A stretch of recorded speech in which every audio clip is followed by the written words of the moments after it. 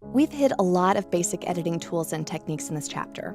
Along the way, I've tried to pepper in as many different timeline navigation tips as possible, which can help you become efficient in editing, moving, trimming, and removing your clips. In this movie, however, I thought it might be useful to bring it all together and just recap these methods I've already showed you, as well as introduce you to a few new ones.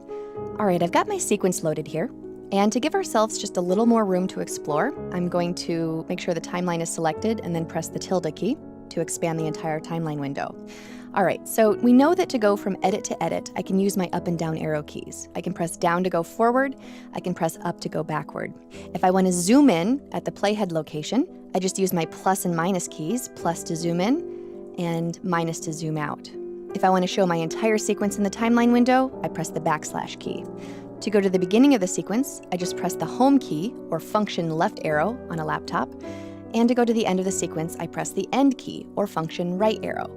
If I would like to find the next gap in my sequence, which can be useful in identifying flash frames or missing video, I can just select the track that I want to find it for. For example, I'll try V1. I just go up to Sequence, go to Gap, and then choose whether I want to look in the entire sequence or just the track that I have selected. So here I'll choose Next in Track, and you can see that it pops me to the gap.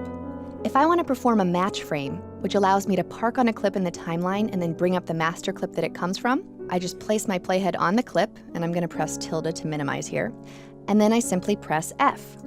Notice that it shows me the region that is currently edited in the timeline with these in and out points, which means that I know I have all of this material to the left and all of this material to the right that I can use in trimming. I'm going to come back down to my timeline and maximize again, tilde.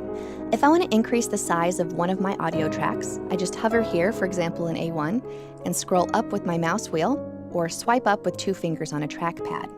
And I can make it smaller by scrolling down. Notice that when we do that, we're able to see a lot of detail in audio waveforms. If I do the same thing for video, and I scroll up, I see the poster frames for the first frame of each clip. If I zoom in here, plus plus, you can see that I get details for each and every clip. If I want all of my tracks to increase or decrease together, I do the same thing, except I hold Shift down. So again, up with my mouse scroll wheel, I'll hold Shift and everything will increase and decrease together, and back, and same thing with my audio tracks. If I want more visual information about my video clips, for example, I can come up to this menu here and choose Video Head and Tail Thumbnails rather than just Video Head Thumbnails.